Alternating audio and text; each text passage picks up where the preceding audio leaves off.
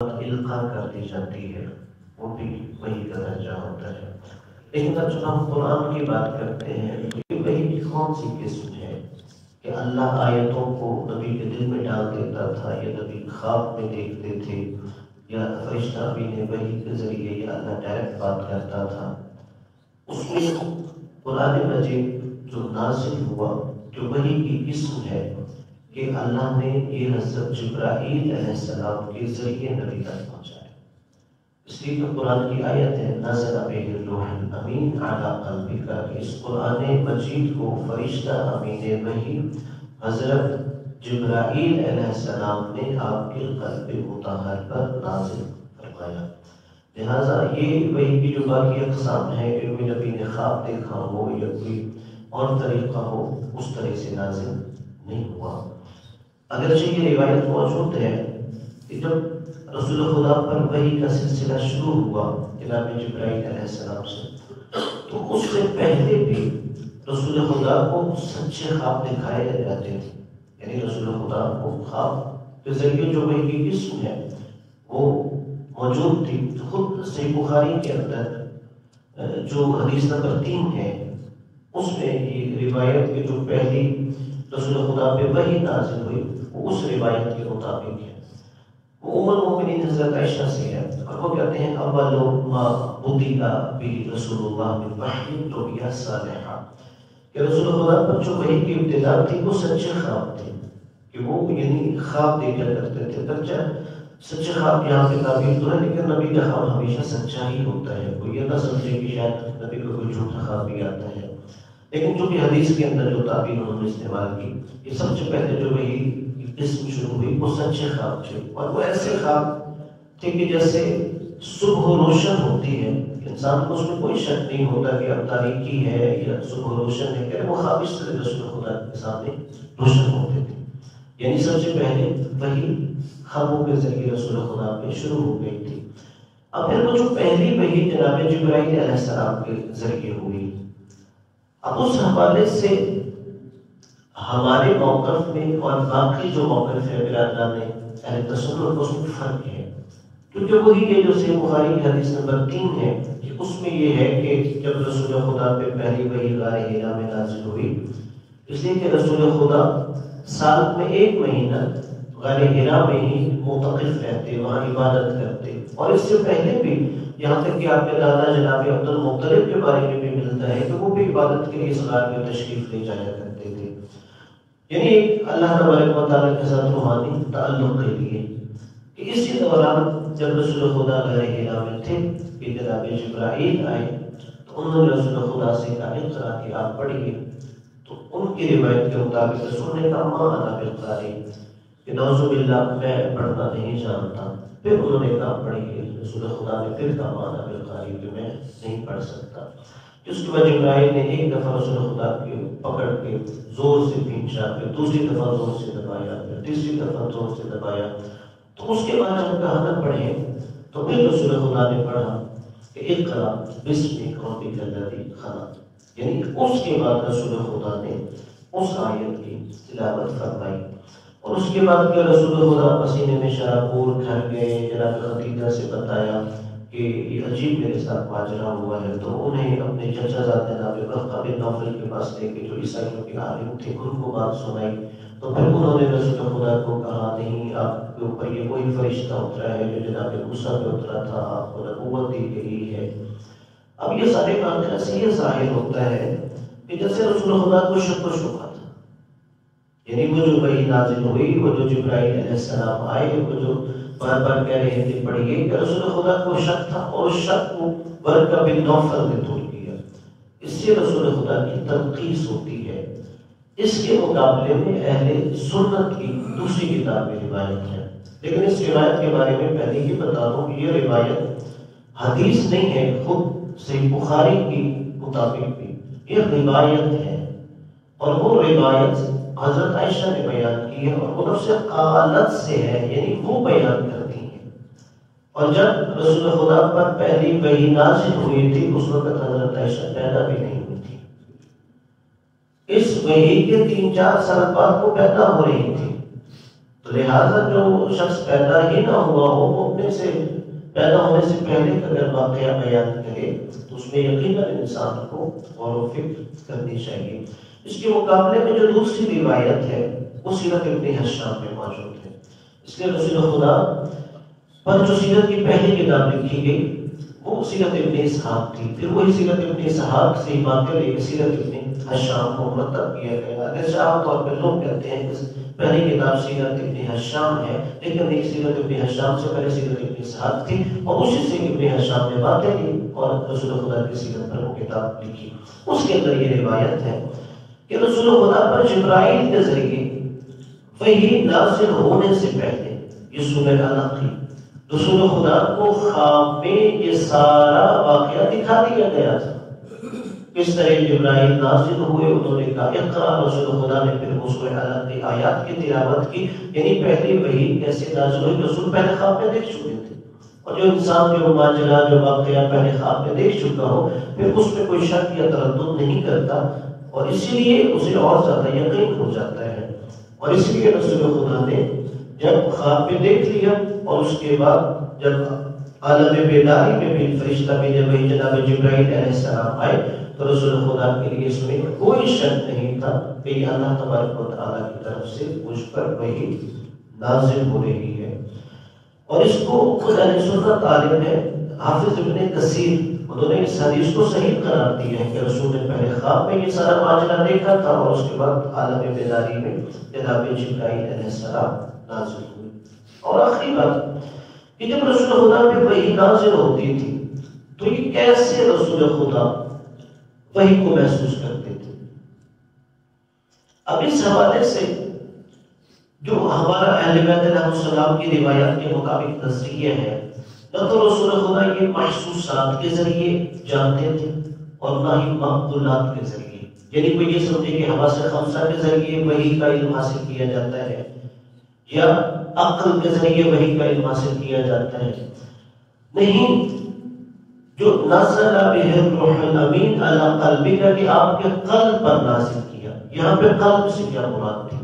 کہ قلب سے مراد وہ گوشت کا ٹکڑا نہیں ہے جسے ہم دل کہتے ہیں، بلکہ یہاں قلب سے مراد یہ ہے کہ انسان کے جسم اور انسان کے بدن اور انسان کے وجود میں وہ طاقت جو پوری طاقتوں کا محور اور مرکز ہوتی ہے۔ عقل بھی اس کے تابع ہے، حواس بھی اس کے تابع ہے، یعنی رسول خدا وہی اپنے پورے وجود کے ساتھ محسوس کرتے تھے جس میں کوئی خطا کا امکان نہیں ہے، اور اسے علم حضوری کہتے ہیں۔ علم حضوری اسے کہتے ہیں جس میں کسی شک کی کسی شبہ کی گنجائش نہیں ہوتی، کیونکہ جو چیز محسوسات کے ذریعے ہو محسوسات میں غلطی ہو سکتی ہے، معقولات کے ذریعے ہو عقل میں خطا ہو سکتی ہے، لیکن جب رسول خدا اسے اپنے پورے وجود کے ذریعے محسوس کرتے تھے تو اس میں کوئی غلطی کا امکان نہیں ہوتا تھا۔ اس سوال سے کوئی اور آپ کا سوال ہو تو آپ لوگ پوچھ سکتے ہیں۔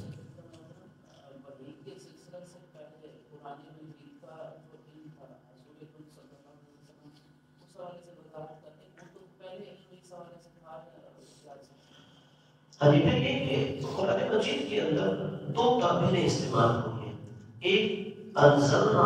اور ایک نزلنا، ایک انزال کا لفظ استعمال ہوا، ایک تنزیل کا لفظ استعمال ہوا۔ انزال کا مطلب یہ ہے کہ ایک ہی دفعہ پوری چیز نازل ہو جائے، اور تنزیل کا مطلب یہ ہے کہ آہستہ آہستہ کوئی چیز نازل ہو۔ یہ دونوں چیزیں قرآن کے لیے استعمال ہوئی، یعنی یہ جو آہستہ آہستہ 23 سال میں قرآن مجید نازل ہو رہا تھا، اس سے پہلے رسول خدا پر دفعتاً ایک ہی دفعہ پورا قرآن مجید نازل ہو چکا تھا۔ یعنی ایسا نہیں ہے کہ جب رسول خدا پر کوئی وحی آتی تھی تو اس وقت رسول خدا کو اس چیز کا علم ہوتا تھا، اس لیے کہ قرآن مجید کے اندر ہی اللہ نے نبی صلی اللہ علیہ وآلہ وسلم سے فرمایا، صلوات پڑھیے نبی کی صلوات، کہ لا تعجل بالقرآن من قبل ان یقرأ الیک وحیہ، کہ اے نبی آپ قرآن سنانے میں جلدی نہ کیا کرے اس سے پہلے کہ آپ پر وحی نہ آ جائے۔ یعنی جو نبی سے کہا کہ قرآن سنانے میں جلدی نہ کیا کریں بلکہ وحی کا انتظار کیا کریں، یہ بات اس بات پہ دلیل ہے کہ وحی کے نازل ہونے سے پہلے رسول خدا قرآن کا علم رکھتے تھے۔ سلام علیکم۔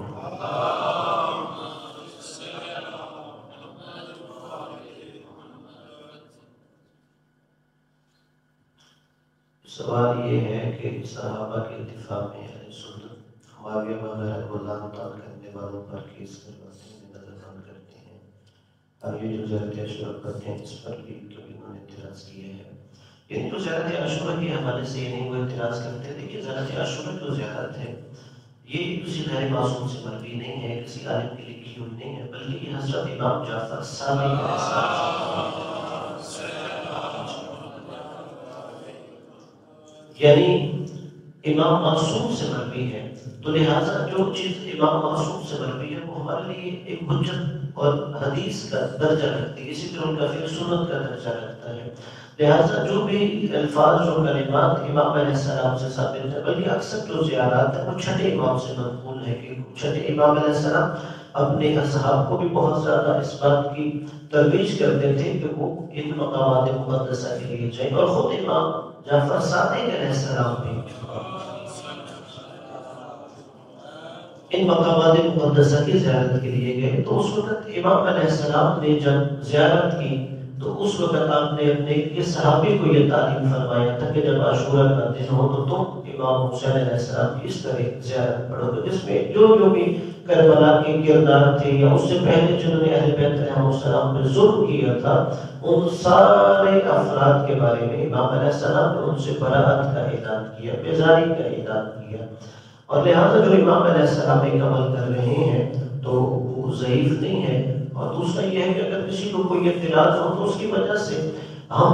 اپنا عمل نہیں چھوڑ سکتے۔ مثلا آپ سجدے کا سامنے رکھ کے نماز پڑھتے ہیں، لوگ تو اس پر بھی اعتراض کرتے ہیں، اس کا یہ مطلب ہوگا کسی کے کہنے کی وجہ سے میں یہ کام چھوڑ دوں گا۔ آپ مجلس امام حسین علیہ السلام کرتے ہیں، لوگ اس پر بھی لوگوں کو اعتراض ہے کہ ہم عزاداری امام حسین علیہ السلام چھوڑ دیں گے۔ یعنی شریعت میں کوئی قاعدہ کلیہ یہ نہیں کہ اگر کوئی کسی بات پر اعتراض کرے گا تو ہم اسے شریعت سے ختم کر دیں گے، نہیں، ہمارے نزدیک جو چیز ائمہ معصومین علیہ السلام سے ثابت ہے وہ ہمارے لیے باعث اجر و ثواب ہوتی ہے۔ ثواب پڑھیے۔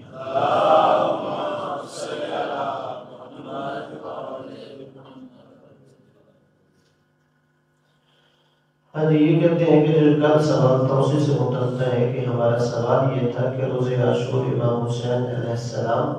کی نماز درجہ کمال تک پہنچی ہوئی تھی، لیکن دوسری طرف یزید کے گروہ کے لوگ بھی نماز ادا کر رہے تھے، تو کیا جو وہ ادا کر رہے تھے وہ ان کی نماز تھی؟ یعنی وہ کس قسم کی نماز ادا کر رہے تھے، یا ان کی نماز کو ہم کیا نام دیں گے؟ اب دیکھیے قرآن مجید نے کہا فَوَيْلٌ لِّلْمُصَلِّينَ الَّذِينَ هُمْ عَنْ صَلَاتِهِمْ سَاهُونَ، یعنی ایسا نہیں کہ جو بھی مصلی عبادت پہ آ گیا وہ جنتی ہے یا اس کی نماز درجہ کمال تک پہنچ گئی، بلکہ اللہ نے سورہ ماعون میں کہا فَوَيْلٌ لِّلْمُصَلِّينَ، ایسے نمازیوں کے لیے ویل ہے، جہنم کے ایک گڑھے کا نام ویل ہے، یعنی ایسے نمازیوں کے لیے جہنم ہے کہ جو حالت مستی میں نماز پڑھتے ہیں۔ یعنی صرف اگر یہ کہا جائے کہ یزید والے نماز پڑھ رہے تھے تو ایسی نماز کوئی فائدہ نہیں دیتی کہ جو حجت خدا ولی الامر امام وقت کی دشمنی دل میں رکھتے ہوئے پڑھی جائے۔ اور اس حوالے سے امام علیہ السلام نے جملہ ہے امیر المومنین حضرت علی علیہ السلام نہج البلاغہ کے اندر کہ نوم علی یقین خیر من صلاۃ فی شک، یقین کی نماز، یقین کی نیند شک کی نماز سے افضل ہوتی ہے۔ یہ امیر المومنین علیہ السلام نے کب فرمایا؟ مفتی جعفر صاحب نے بھی اپنے جو نہج البلاغہ کا ترجمہ ہے اس کلمات النساء کے حصے میں اس کے نیچے لکھا ہے کب فرمایا کہ مولا علی علیہ السلام جب ایک جگہ سے گزر رہے، ایک بندے نے بتایا مولا علی یہ جو فلاں شخص ہے یہ بڑا تہجد گزار ہے، نمازی ہے، شب زندہ دار ہے،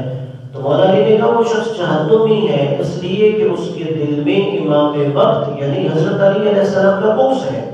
اور پھر امام نے فرمایا یوم علی یقین خیر من صلاۃ فی شک، اگر کوئی بندہ ہماری ولایت پر یقین رکھ کے سو جاتا ہے تو اس بندے کی نیند اس نماز کی نماز سے افضل ہے جو ہماری امامت اور ولایت میں شک لے کے حسن عبادت پہ آتا ہے۔ لہذا اگر کوئی یہ انسان کہے کہ وہ یزیدوں والوں کی نماز کیسی تھی، یہی جو مولا علی علیہ السلام نے فرمایا، ان جیسوں کی نماز سے جو ائمہ اہل بیت کی ولایت کا اور امامت کا یقین رکھتا ہے، اس کی نیند ان جیسے نمازیوں کی نماز سے افضل ہوتی ہے۔ صلوات پڑھیں۔